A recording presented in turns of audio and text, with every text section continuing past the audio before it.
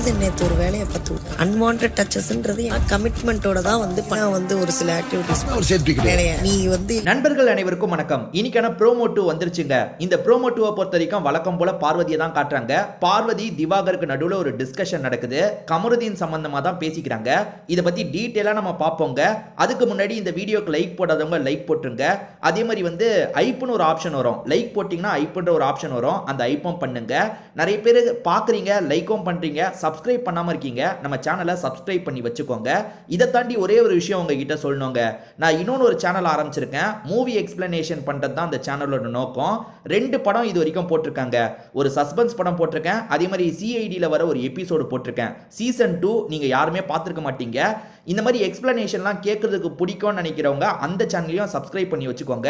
இந்த வீடியோவோட comment செக்ஷனை check பண்ணீங்கன்னா பின்டு கமெண்ட் அப்படின்ற மாதிரி இருக்கும். அந்த கமெண்ட்ல லிங்க் கொடுக்குறேன். பார்க்கணும்னு நினைக்கிறவங்க பாருங்க. இதெல்லாம் பிடிக்காதுன்னு நினைக்கிறவங்க ஸ்கிப் பண்ணிக்கோங்க. பார்க்குறவங்க சப்ஸ்கிரைபும் அந்த சேனலை பண்ணி வச்சுக்கோங்க. இப்போ விஷயத்துக்கு நம்ம வந்துருவோங்க. எல்லா ப்ரோமோலையும் வந்து விஜய் பார்வதி வந்துடுறாங்கல்ல, அந்த மாதிரி தான் இந்த ப்ரோமோலையும் வந்திருக்காங்க. இந்த ப்ரோமோல ஈவினிங் டைம்ல 2 பேர் பேசிக்கிற மாதிரி தான் தெரியுது. யாரவரையும் இருட்டின மாதிரி இருக்கு. ஈவினிங் டைமா தான் இருக்கும் போல. திவாகரும் விஜய் பார்வதியும் பேசுறாங்க. விஜய் பார்வதி என்ன சொல்றாங்கன்னா, அண்ணன் நேத்து கமருதீன் ஒரு வேலையை பார்த்து விட்டுட்டானே அப்படின்ற மாதிரி சொல்றாங்க.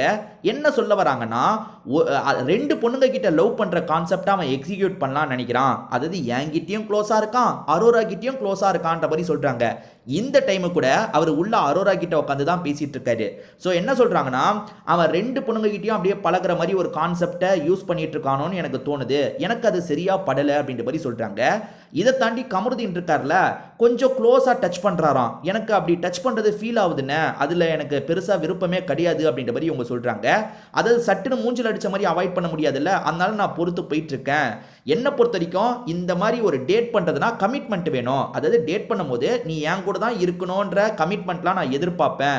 அந்த மாதிரி வேணும்னு அந்த மாதிரி அவன் பேச மாட்டான். ஆக்சுவலா இதுல பார்வதி கிட்டயும் ஏகப்பட்ட பிரச்சனை இருக்குங்க. இந்த விஷயத்தை பொறுத்த வரைக்கும் பார்வதி மேல தான் நிறைய தப்பு இருக்கு. காரணம் என்ன தெரியுமா? நீங்க பேசும்போது டபுள் மீனிங்லலாம் பேசுறீங்க. அவர் பேசும்போது ரசிச்சு சிரிக்கிறீங்க.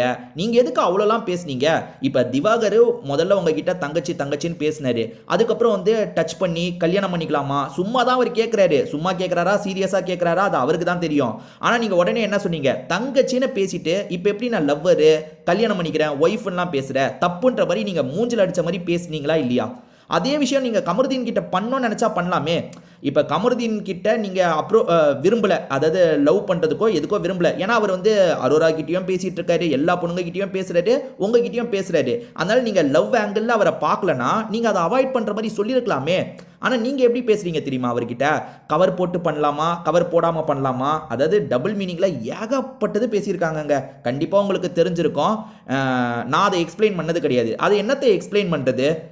டபுள் மீனிங்கில் அந்த அளவுக்கு பேசியிருக்காங்க. அப்படி பேசினதுக்கு அப்புறம் நீங்கள் வந்து அவர் ஆக்டிவிட்டி சரியில்லை, என்னை டச் பண்ணுறதுல எனக்கு பெருசாக உடன்பாடு இல்லைன்னு சொல்கிறீங்க. உடன்பாடு இல்லைன்னா சொல்லவே செய்யலாமே. இப்போ திவாகரும் உங்களை டச் பண்ணுறாரு, தங்கச்சின்னு சொல்லாமல் கல்யாணம் பண்ணிக்கலாமான்னு டச் பண்ணும்போது நீங்கள் அண்ணா இப்படிலாம் பண்ணாதேன்னு சொல்கிறீங்கல்ல, அதை கமருதீன் கிட்ட நீங்கள் சொல்லணும்னா சொல்லாமே. பிரச்சனை என்ன தெரியுமா? பார்வதிக்கு கமருதீனா ரொம்ப ரொம்ப பிடிச்சிருக்கு. ஆனால் பார்வதி என்ன எதிர்பார்க்குறாங்கன்னா, நீ ஏன் கூட மட்டும்தான் அதை இந்த மாதிரி நெருக்கமாக இருக்கனா ஏன் கூட தான் அது இருக்கணும். நீ அரோரா கூடயும் இருப்ப என் கூடயும் இருப்பனா அதை ஏத்துக்க முடியாதுன்றது தான் இவங்க சொல்ல வராங்க. ஒரு டைலாக்கே சொல்றாங்க, உன் போதைக்கு நான் ஊர்கா கிடையாதுன்னு சொல்றாங்க. ஆனா அந்த டைலாக்கே தப்பா சொல்லிட்டாங்க. உன் ஊர்காய்க்கு நான் கிடையாதுன்ற மாதிரி சொல்றாங்க. ஸோ ஆக மொத்தத்தில் வந்து கமருதீன் அரோரா கிட்டேயும் க்ளோஸாக இருக்கிறது இவங்களுக்கு பிடிக்கல. ஸ்டார்டிங் இவங்க 2 பேர் கானா வினோத் இவங்க 3 பேர் சேர்ந்தாங்கல்ல, அப்பயே தெரியும் இவங்க சீக்கிரமாக உடஞ்சிப்பாங்கன்ட்டு. கண்டிப்பாக இவங்களுக்குள்ள முட்டிக்கோன்னு எனக்கு தெரியுங்க. கண்டிப்பாக முட்டிக்கோன்னு தெரியும்.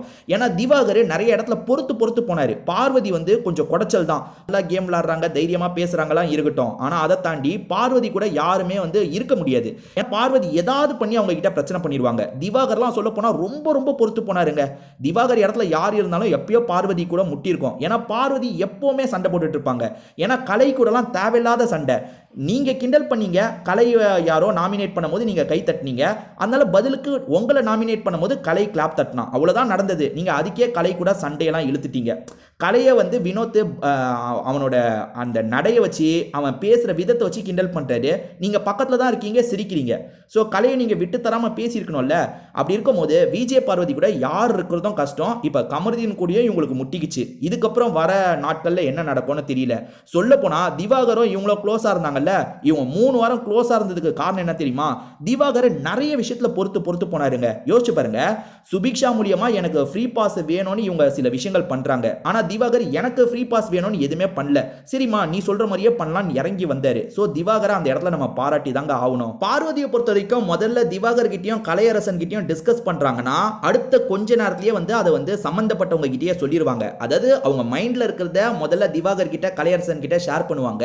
அதுக்கப்புறம் யார் கூட பிரச்சனையோ அவங்க கிட்டயே சொல்லிடுவாங்க. அதனால இந்த இஷ்யூவை பொறுத்த வரைக்கும் கமருதீன் கிட்டயே இவங்க சீக்கிரமா பேச வாய்ப்பு இருக்கு. அதாவது நீ இந்த மாதிரி என் கூடயும் க்ளோஸா பழகுற, அரோரா கூடயும் க்ளோஸா பழகுற, இது எனக்கு சரியா படல, அதனால நம்ம ஃப்ரெண்டாவே இருக்கலாம். ஏன்னா இந்த இடத்துலயே ப்ரோமோலயே சொல்லியிருப்பாங்க, தோழர் தோழியாவே நம்ம இருந்துக்கலாம் நான் சொல்ல போறேன்ற மாதிரிலாம் சொல்லியிருக்காங்க. சீக்கிரமே கமருதீன் கிட்ட அந்த விஷயத்தை அவங்க சொல்லிடுவாங்கன்னு நினைக்கிறேன். இதுக்கப்புறம் என்ன மாதிரிலாம் நடக்கும், இவங்க 2 பேருக்குள்ள முட்டிக்குமா, அதை பத்தி நீங்க என்ன நினைக்கிறீங்கன்றத கமெண்ட் செக்ஷன்ல சொல்லுங்க. திரும்பி வேற ஒரு வீடியோல நம்ம பார்ப்போம்.